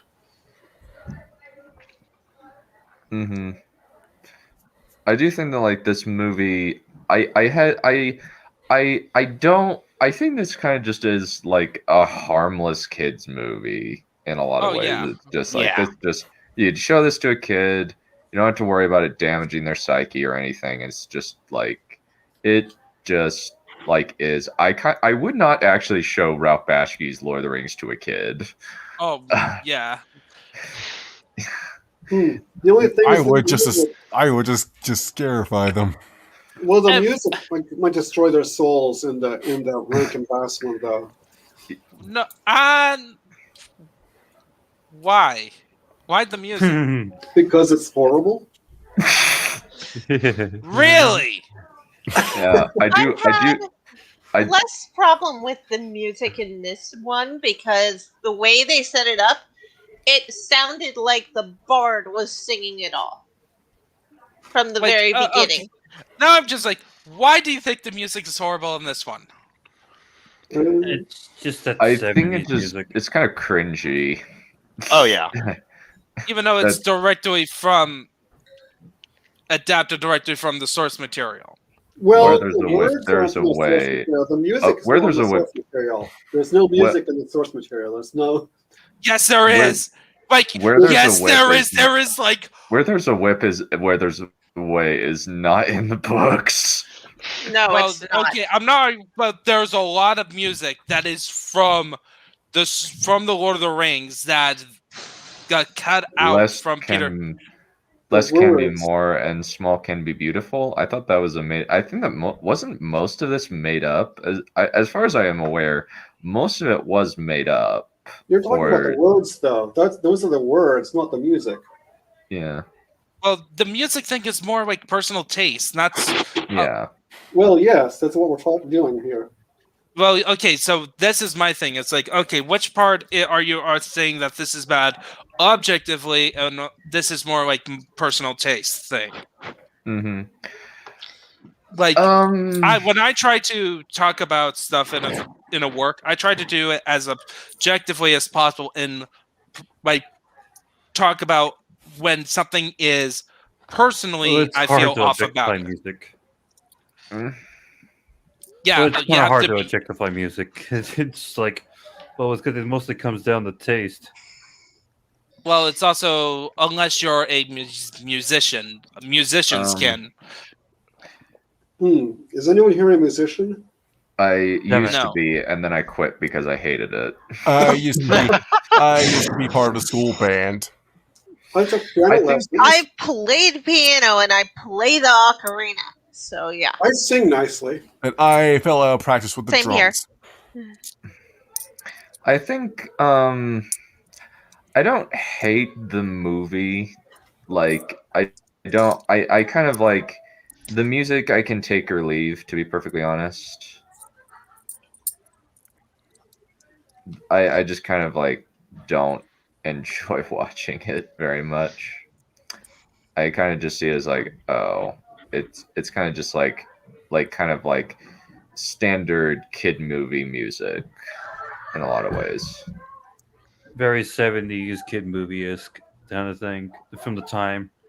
Mm-hmm. Yeah, the dialogue is poor in this film. It's better in the Bakshi. Mm-hmm. But I think the animation things looked a little bit better in this film than in Bakshi, though. Mm-hmm. I'm wondering how much. How was the Rankin Bass films released? Because I'm pretty sure those were not films. I think they were TV specials. Yeah, they were TV specials. You are so right. that would mean like there are certain limitations that in terms of who gets to write these stuff. Yeah, and there were ad breaks too. Yes, you can definitely see the ad breaks. Mm-hmm. Throughout the movie. I think in terms of if I were to like talk about this movie, like I would say like it is definitely for kids. It's definitely for kids. Do you mean for kids as in the term this was made for kids, or for kids as in made by for kids? For kids did not exist. It was made for children. Yeah, if you want to introduce them to Lord of the Rings and they're too young to start reading the books and you don't want them to watch Peter Jackson's Lord of the Rings yet. I am showing my kids Lord of the Rings when they turn 6. It will be a rite of passage. Oh no, I'm showing my kids the Bashki version. Oh! I saw that. I actually saw that when I was. I am calling the police on you. Yeah, I actually saw that. Listen, unironically, in order for the children to become mature, they must be shown something horrifying while they're still young. Exactly. But can you people wait till they're 12 at least? Honestly, I actually saw Ralph Bakshi's Lord of the Rings when I was 4 or 5. I probably did too. No, that must have annihilated your soul. You think? Got away with not watching it. You think? Got away with not watching it because I was never into Lord of the Rings. I didn't get into Lord of the Rings until I don't remember. I just never got into Lord of the Rings, so I never really saw the movies for a long time. And then you realized that you were a heretic and repented of your sins. Yes. I think it's like recently I got into Lord of the Rings. I got into it when I was in my early teens. I would say for this I would say showing if I ever have a son, like show these movies I would show them very young. I wouldn't mind. There's nothing really scary about them. I actually had nightmares after watching the Ralph Bakshi movie. Not the Ralph Bakshi one. Not the Ralph Bakshi one. I'm talking about the Rankin Bass one. Yes, yeah. the better ones. Yeah. Return of the King is not better than the Peter Jackson version. Yeah. I guess I'm the token normie then. Because why's that? I watched the Jackson Lord of the Rings, but I have never been invested in the series. It's pretty much. Oh, it's the same kind for me, Neph. Well, here's the thing. I never was into it. Here's the thing. I didn't see the movies until after I was in high school, and I graduated in 2011. And even then, I could only find the theatrical versions. I didn't see the extended until maybe last year. I grew up with Lord of the Rings stuff. It was guys, the books put me to sleep. That's how normie I am. Yeah, when I say that, the books are difficult to get through.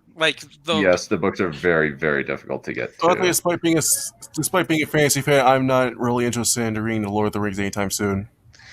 No. Well, I didn't find them that difficult to get into when I was a teenager.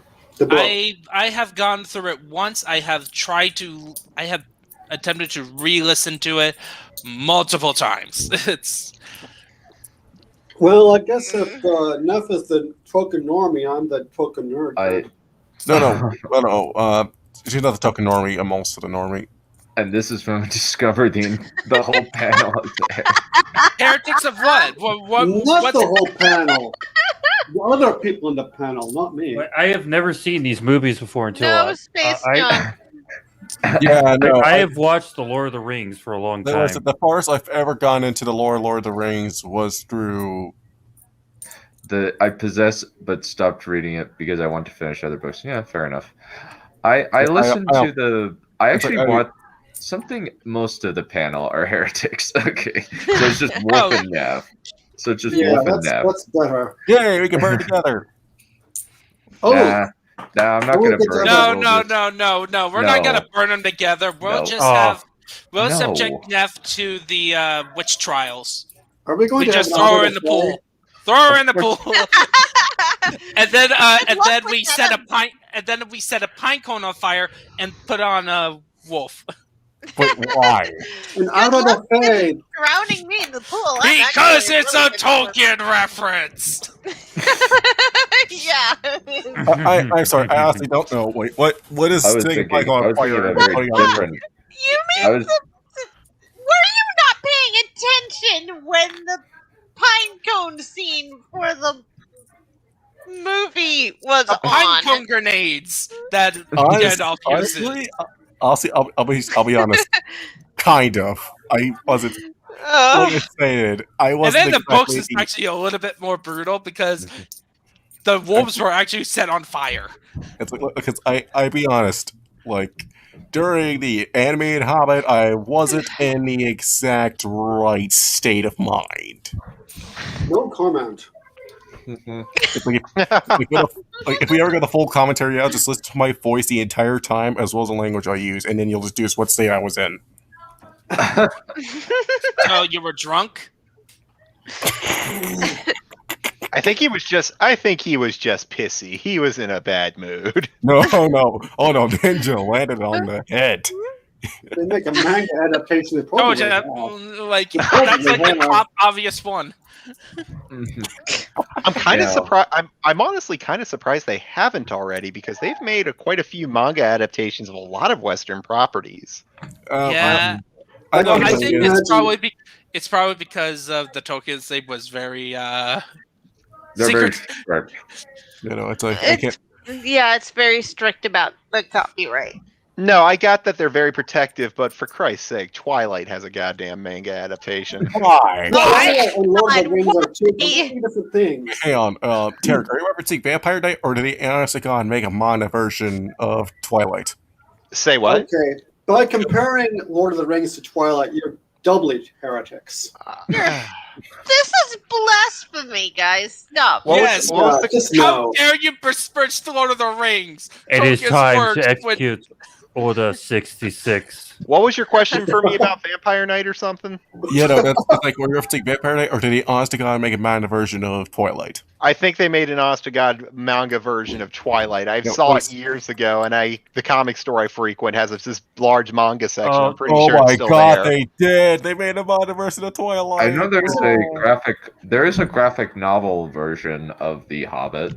Yeah, there is. Yeah, there's a comic. There's a Russian, Soviet Russian version of The Hobbit. I am well aware. Yeah, I have that actually. Really? I posted it in our private chat. Wait, actually, I would My thing was, I could care less.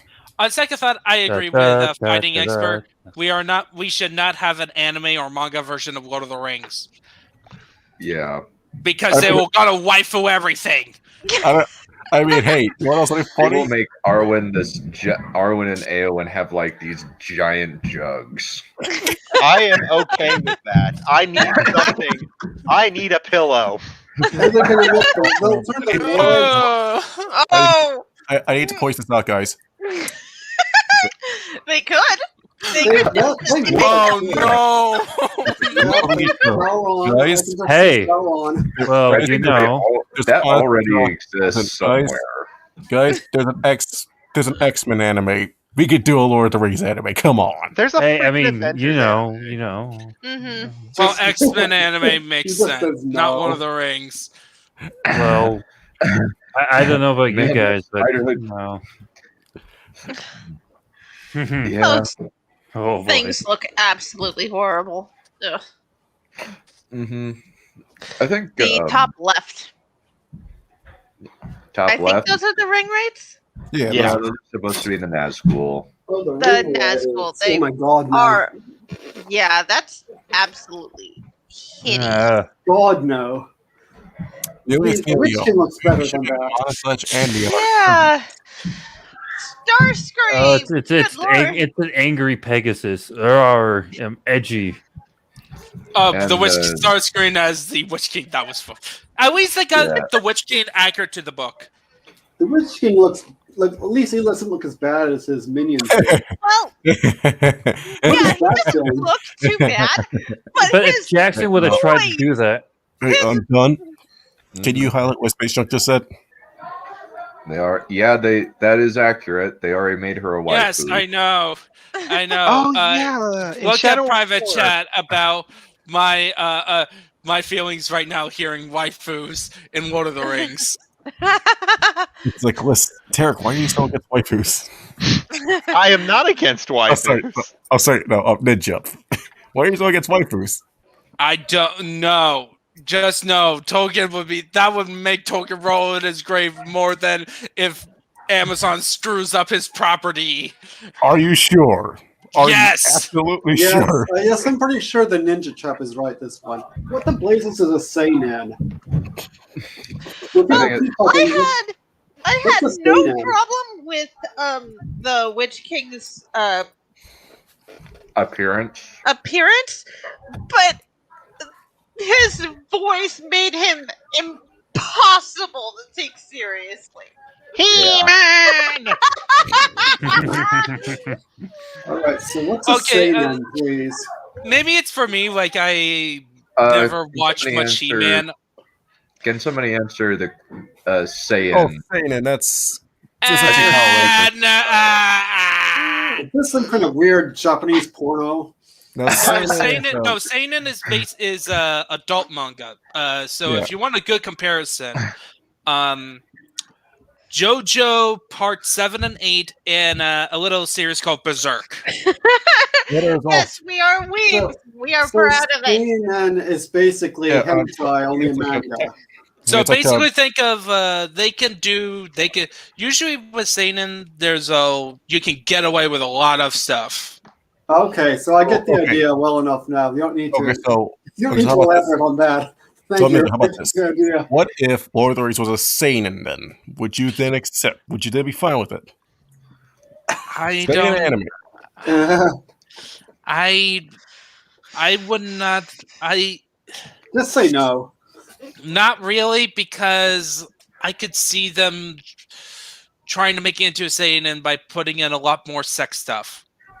Which makes no sense. Like Tolkien's world was it's not Game of Thrones. It doesn't have the same theme of like sexuality and everything, so it wouldn't make a lot of sense. Fair. Yeah, and they've already hired an intimacy coordinator for the Lord of the Rings show. Yeah, so. I fucking What the blazes? What? Come on, just no. Not even joking. Wish I wasn't, but I am. I'm serious. At least they're just gonna mess with the Silmarillion stuff. Ugh. But that's Just God no. I don't like that. I don't like it when you take somebody else's work and then try to add things that were never meant to be there. Yeah, that's the thing. It's like, especially when it comes to tone, like as I mentioned earlier, that Peter Jackson's one of his biggest crimes with the Hobbit trilogy was adding that sex joke. It's because that is not Tolkien's the way Tolkien does do stuff. He wouldn't just put in a random sex joke. Yeah, just no. Yeah. It's not the aesthetic. You can do that with Martin, even though they got carried away sometimes, but you can't do that with Tolkien, not really. Tolkien's in his Guardian. Yeah, because Tolkien's stuff is Tolkien stuff is like pretty clean. Like mega clean, ultra clean. Almost too clean. No, well, here's the thing. It's interesting. It's clean in terms of content. There is actually one exception to the story, which is the Children of Húrin. But that story is basically his take on Oedipus. Not basically Oedipus in terms of like the tragedy aspect. Yeah, it's from Kullervo, Finnish myth, but it's the same idea. And also the incest. Yeah, the incest comes from Kullervo, a Finnish story, but it's the same general, Yeah, but like Tolkien has lots of complexities in his world while still maintaining a very clean world. Yeah. Very clean in terms of content, but there is a lot of thematic and like drama you can take from it. Yeah, it's a very meta thing. I mean, I don't mean clean in a bad sense. It's clean, but clean doesn't mean simple. Yeah. No, but I think that's why Tolkien kind of became the archetype for fantasy, because it's this world that's not bogged down in like things you'd expect. Like, it doesn't explore sexuality. It's not exploring all these different themes. What it is it's a story first, and I think that's why it's become as popular and as well loved as it's become, because it's not bogged down by anything. Yeah, and the whole meta thing going on too. The way you move is a similar. You move from myth, then you go down into legend, and by Lord of the Rings, legend is sort of turning into a level of history, and then eventually you come to modern history, because Middle Earth is our Earth several millennia ago. So you've got this kind of meta thing going on all the time. So the Undying Lands were China. And also we can you have to think about that Tolkien's world is heavily based on his Catholicism, like and his Christianity, like his view of how Christianity operates, and that affects a lot of things. Yeah, and talks in nature of good and evil and how evil evolves. Yeah, and the role of providence too. Like the eucatastrophe idea. Yeah, and there's this providence. There are these hints that providence is guiding things, but he's rarely explicit about it. And in Lord of the Rings and Hobbit, he's not explicit about it, but there's this sense that providence is guiding things now and then. Every now and then things will happen because of providence, but it won't be stated outright. Oh, it's not an idea. Interesting thought. I don't remember is that a Lord of the Rings? The Alcalabeth is like I think it's the Fëanor stuff. It's the fall. No. It's the fall of Numenor. Yeah. The stuff that's in that they're covering. Yeah. The one where Numenor. Isn't the whole point is that the reason Numenor fell is because they fell into the cult of Sauron? Yeah, they had this problem with immortality. They wanted to be immortal, and eventually Sauron persuaded them to attack the Undying Lands, and of course that didn't work out very well.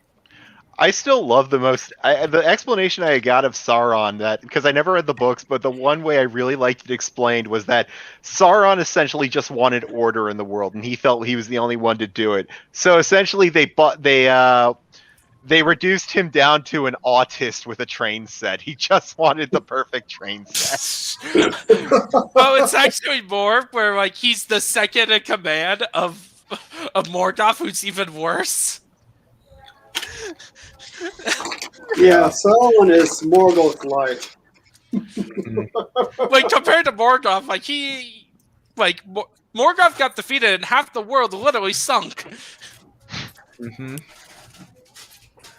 Yeah. Oh dear. Yeah.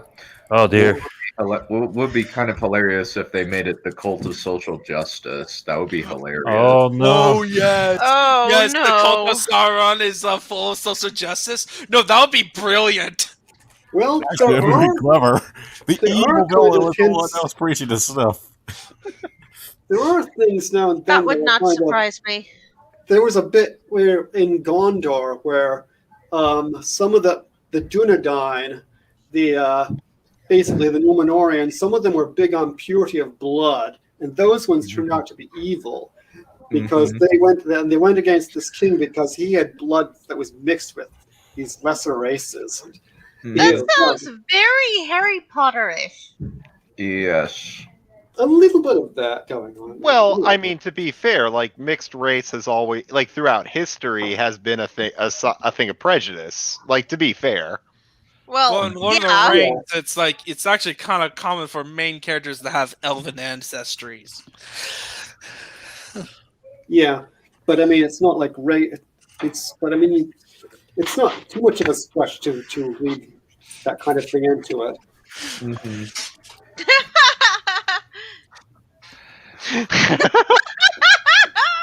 So, oh yeah. Yeah, that would be funny. But I agree with you, Space Junk. It seems like Amazon, based on what I hear, is just trying to make Lord of the Rings like Game of Thrones. If there are half orcs, then they must be destroyed. All manners of orcs must be destroyed. All for the greatness of human supremacy to take root, we must banish the dwarves from our towns and send them back to their filthy mountains. Yeah, I mean, Game of Thrones, just no. Don't turn Lord of the Rings into Game of Thrones, whatever you do. Game of Thrones is... Lord of the Rings is better. I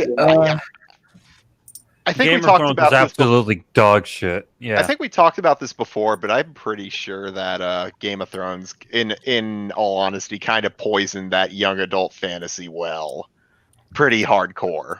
Young adult fantasy well.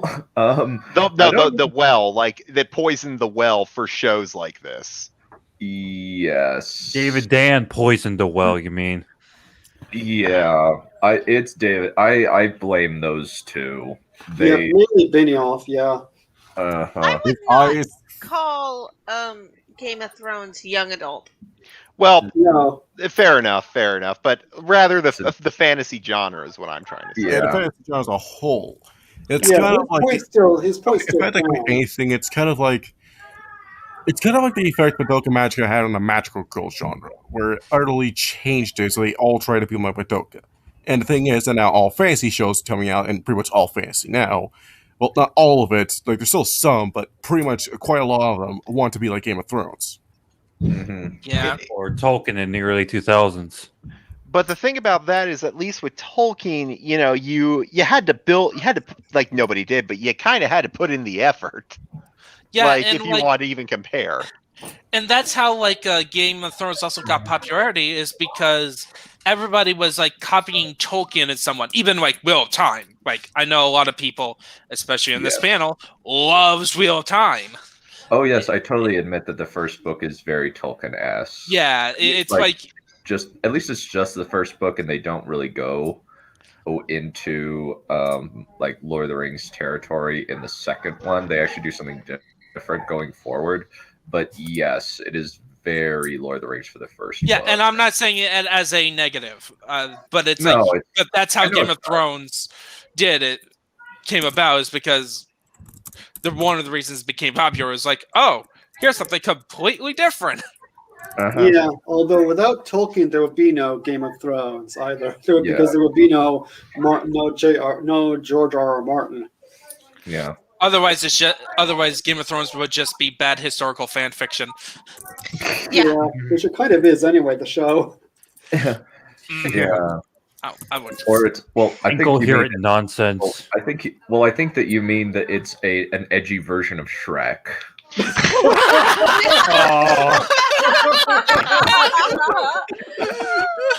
Yeah, essentially. It's listen, Shrek and Game of Thrones, if you actually look at their themes and their music and their characters and the setting and the world, it's pretty much the same. No, it's not. Yes, it is. I've never seen Game of Thrones, but I can assume it is. I'm making a joke. No, no. I've never seen Game of Thrones, so this is now what I believe. Yeah. Oh, dang it. I'm surprised that not a lot of people have been copying Narnia. Especially Japan and their isekai craze. Oh, you have a point. They could rip off Narnia. Yeah, you'd think, but it's you know what fantasy could rip off real well? I don't think you were timed out. Sometimes YouTube just kind of arbitrarily will just delete comments, so I don't see them sometimes, and I don't know why they do it. Mm-hmm. Sometimes if you put in certain words. Oh yeah, that's true. That too. All it takes is one word, and you get in your post instantly deletes. Yeah. The one thing I wish fantasy would really follow is realistic sword fights and stuff. Oh, of course. I prefer to leave Narnia alone. Like, keep Narnia alone unless I get control of it. And I have ideas of how I would do a Narnia adaptation. I'm kind of doing my own Narnia thing where it's kind of just like, I kind of would be interested to see what would happen if what would happen if one of the kids died in Narnia. I thought that's what happened. No. They all die at the end. But that's a plane crash. Oh, so they died en route. Except for Susan. Who didn't believe in Narnia. Basically what happened is that all the previous protagonists throughout the entire series form a little club about their experience with Narnia.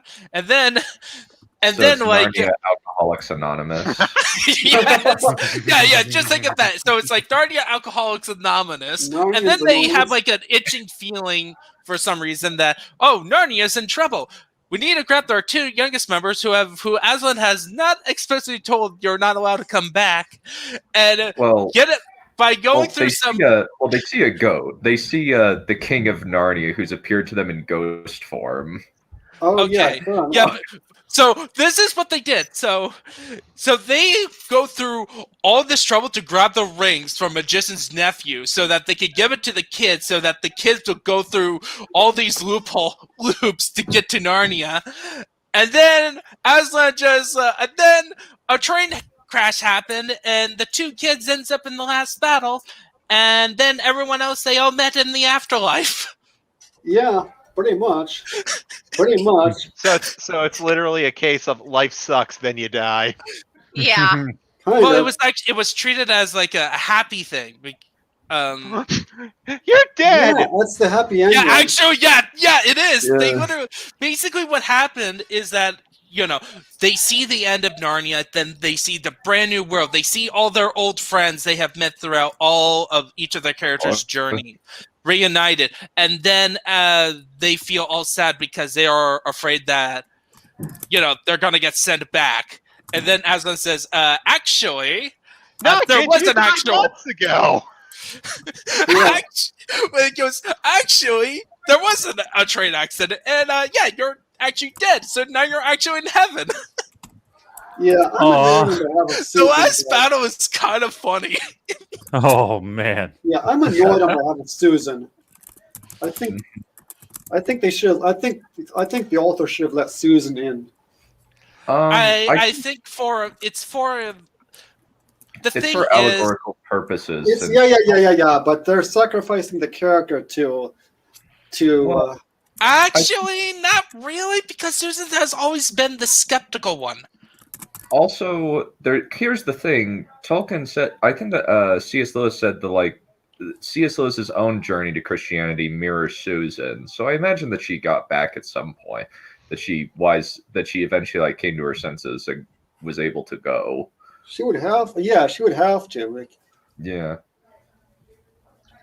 Unless he was just feeling misogynistic that day, because he gets in these weird misogynistic moods sometimes. No. That would be terrifying.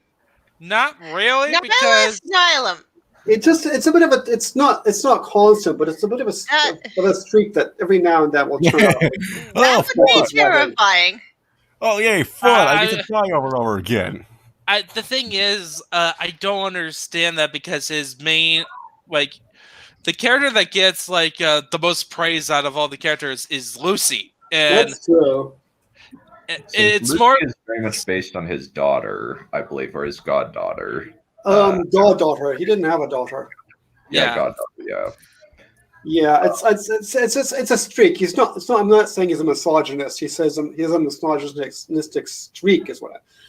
Every now and then will just turn up in his writing. Yeah. So is everyone just appear else. And then it'll go away, and then he'll get back to normal. Yeah, I think he just said that Susan was too preoccupied with lipstick and nylons and just kind of treated the Narnia as if it was a play acting game. Yeah, she was played as kid, but she was like a valley girl in Ante Litteram. But then again, we don't know the context in which that was said. It could have been in a public place. Yeah. I think that like partially like I think that Susan like I think that like it's because C.S. Lewis was an atheist for a very long time, so I think that he like put some of his own personality into Susan, where he kind of stepped away from God for or his belief in God for a while, and then later on found religion. That's interesting thought. That's interesting. Yeah, because like all of the others stay staunch in their belief. It's just Susan, which is very unlike what C.S. Lewis's own journey was like. So maybe, I don't know. Mm-hmm. But anyway, I think we can open up for a Q&A for the last 10 minutes. We spent we spent like the last half hour discussing about random stuff, and now we're going to the Q&A. On a tangent. This is pretty much a Q&A. Yeah, I think partially ask the questions. Yeah, I think partially it's like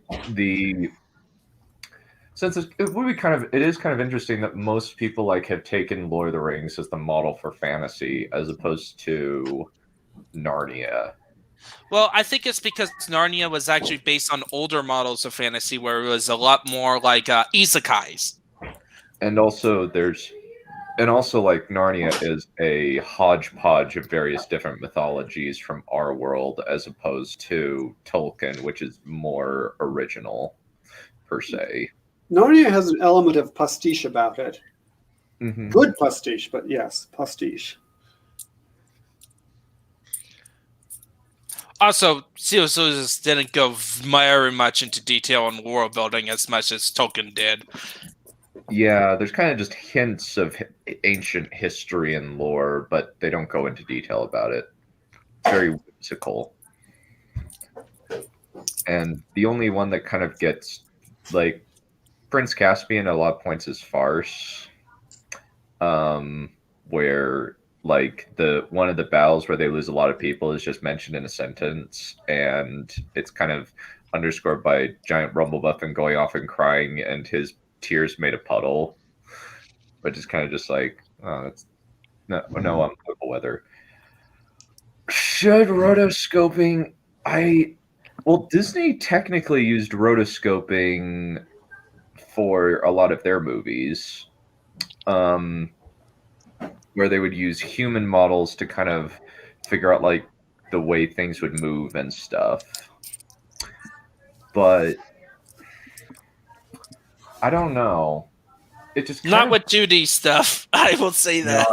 Not without like really smoothing it out, because when you do The Hobbit, when you see the Lord of the Rings animated, when you see people that are rotoscoped, and with 2D animated things, it just looks really jarring and awful. Especially with that shading. Yeah, the shading is really bad. Especially, yeah. And the weirdest part is, I'm amazed that they didn't make a sequel, because the multiplier on Ralph Bakshi's Lord of the Rings was insane. It made like $30 million on like an $8 million budget, $4 to $8 million budget, which is that's about 400% increase. Yeah. Yeah, his Dark Materials. Yeah, it lends more to science fiction. Yeah. His Dark Materials. His Dark Materials is really is I would say is like I have not read it. I only know what happens, and it's a very creative world for sure. Though his Dark Materials is more like he wanted to do with Narnia before atheism. Pretty much, yeah. Where like at the end, like they kill God. Jesus. Yeah, like they kill like the representation of God. Fighting experts, are you talking about the audiobooks, or are you talking about the audio dramas done by Focus on the Family? Because the audio dramas are like, yeah. So I listened to the books. The last battle was actually read by Patrick Stewart, which I thought was really cool. Where Professor X is narrating the last battle. I thought that was really cool. Wow. Kim Redgrave was also a narrator for those. They're also really short. They're like only a few hours long, which is kind of like recommend. Yeah. Honestly, I would actually want to check out Wizard just to see how weird it is. Oh, for Ralph Bashki? I've been wanting to watch that too. Is that the Wizard of Oz? No, it's just this movie called Wizard. Didn't Ralph Bashki does some like a very more explicit stuff with his animation? Yes. Fritz the Cat was the first like X-rated cartoon ever created. Why? Because no comment. Were there any raccoons in it? That is a good well, might be. Maybe? I don't know. There's a bunch of cats and at least it's like, well, it's like what's that movie like? I think it's called. It's not a title. It's a proper name. It's a movie about it's a disturbing cat movie that's kind of more like this. I can't remember. I think it's Toulouse or something. I can't remember. But it's creepy. It's really, really creepy. I've just seen still shots and it's just like, this makes Don Bluth movies look tame. Oh, it does. Bashki was a weird fuck. In fact, he's still alive. Well, this was Bashki. Let me see.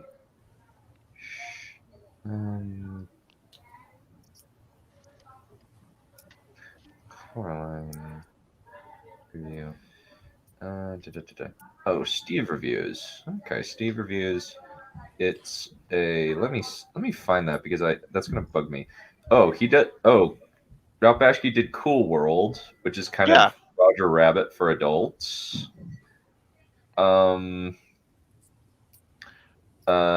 He did, and I think the one that I'm thinking of is it's a movie. I know that there's cat sex in it at one point. That's probably Fritz the Cat. It's not Fritz. I don't believe it's Fritz the Cat. It's Bring on Toaster, Remember the Fireflies, Pooh, I Worship Down. Feliday. Feliday's the one I'm thinking of. Why would anyone do feline porn? Or do I not want to know? Because it was the 70s.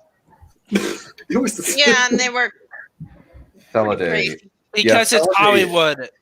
Feliday, because it's Hollywood, but still. I think that Feliday at one point in Feliday there's a weird nightmare sequence where it's almost like an apocalyptic nuked out wasteland, and then the cats start rotting, and they're puppeteered by this weird, creepy giant dude. Yeah, and there's like weird shock therapy on cats. Ooh. It sounds lovely. I don't think I'll watch it though. I'm not good enough for Probably that. not. Yeah. I'm unworthy of that. Apparently it makes Watership Down look PG.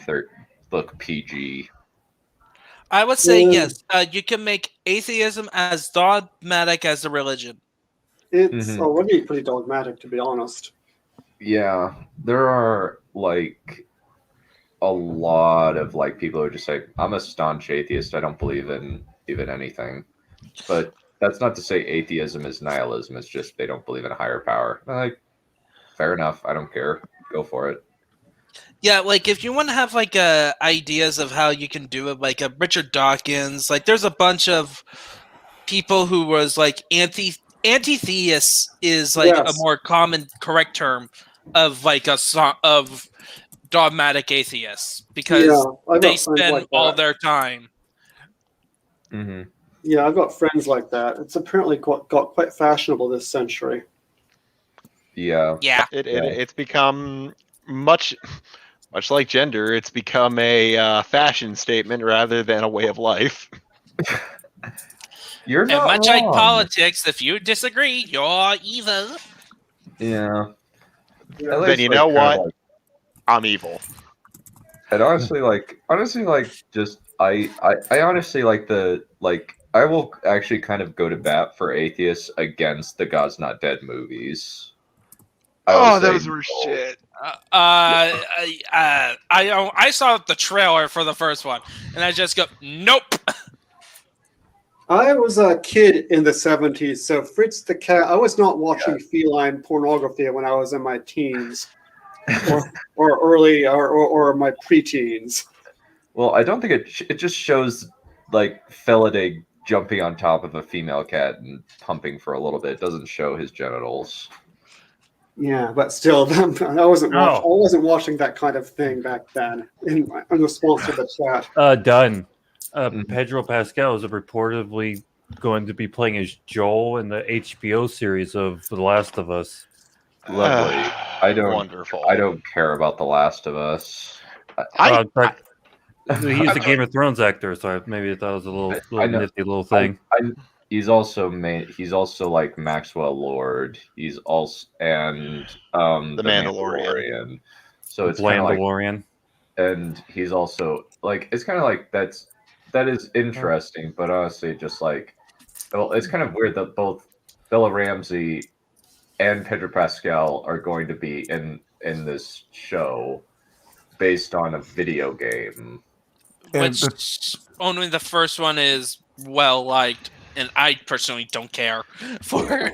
And even then, it's like the first game's story is not even that good. It's no, I it never is. Finished it. Hold on, I'm gonna defend the first one. I'm gonna say the first story is good, but not the plot. The relationship is what drives that plot, and they knew that, so they played to that strength. In fact, in my opinion, Last of Us 1 should have been a one and done. They should have never even considered a sequel or a TV series. That's everyone who loves Last of Us. That's like the most common opinion. Even then, it's like you can't even say the relationships. Like when it comes to relationships, it's really pushing it in some areas. It's like sometimes like these random bouts of trauma, and then it's back to look how they're back to there. Be reserved to a conversation on the Discord, please. Yes. I have nothing to contribute. I have nothing to contribute on The Last of Us, to be perfectly honest. I've never played the game. I just know that like Joel is working I just know the premise and the fact that Joel dies at the beginning of the second game. Right. And a character that you are then forced to like. No, they try to force you to like her. Well, when you're forced to like someone, that's the problem. I don't need to say try, just say forced. That implies that they try to make you like her. Mm-hmm. I think honestly, like it's just kind of the era of baffling story decisions. Oh yeah. Ooh. Oh, another good one. I would say for me, I would say the best. This maybe sound like very normie, but I would say Ravenloft. What about it?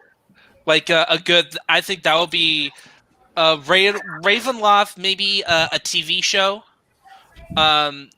with a happy ending, or a video game. I honestly don't know that many D&D settings, so I would say Out of the Abyss. That's a horror show. I guess I know a few of the races. I guess like I would like maybe a story about a Dragonborn or something like that. I'd like that, but that's pretty much. Oh, Dark Sun. What's Dark Sun about? Dark Sun is a fantasy apocalypse. Basically, it's Mad Max and Dungeons and Dragons. There's very little water. The world is a desert. It's kind of interesting in a way. Okay, cool. Well, I think that'll be all the time that we have for today. This was a good discussion. I didn't realize that we would get this much material out of these three movies. So they're really we did do some tangents, and that helped. But we did talk a lot about the influence of Lord of the Rings, and yes, and I definitely think that like Ralph Bakshi's film definitely influenced a lot of Peter Jackson's shots. Oh, easily, yeah. And like proud feet, even like the wiggling of the toes. as well as like the ring wraiths and their portrayal. But want to get a Skyrim. But I think that we'll call that good for today, since we're going to be watching Desolation of Smaug, the extended edition, at about 6:30 tonight. Woo! Yay! So in a couple hours. Okay, so I can actually stick around for that whole thing. Yay! Yeah. Oh, that was the film you were watching on Tuesday earlier this week. I'm sorry, I have a job. Yeah, we were watching. And I am off today. I still have a job. Unless you guys want to wait till Saturday and then. I'm down. I am. Well, because I work that night, I like to have a date on. Okay, so I'm down. Yeah. All right, so we'll do that tonight, and then we'll do Battle of Five Armies on Tuesday, and then we'll do a discussion of the Hobbit movies on Wednesday. And it's going to be interesting to kind of see the various opinions, because like I definitely can understand a lot of your criticisms, Holy Ninja, I totally like legitimate criticisms that like a lot of there's some bad stuff in the Desolation of Smaug, and the Battle of Five Armies becomes a slog at points. I fucking love scene in Desolation. Oh, I'm not a fan of that, especially that one scene. Wait, there's a sex scene? I don't remember a sex scene. No, love scene. It's weird. Like the elf lady's like romance singing. scene. The romance scene. Yeah, that makes I do not want to imagine. I do not want to see a dwarf and an elf screwing on screen. I'm sorry. That's only if it was Neph and Wolf. Considering the fact that the dwarf in question looks like his stereotypical anime boyfriend, I think that it looks fine. It would probably not be that bad. But still, it's like it's a short. It's like how do you? It's like how do you do that? It's like. And on that note, everybody, we will call it good for today. Wait. I want to end on something, if you don't mind, please. Okay. It's related to Lord of the Rings. How does this go? In the Middle Earth of the land of Shire lives No.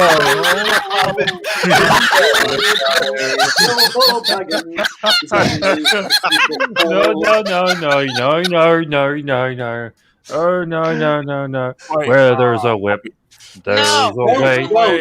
There's a whip.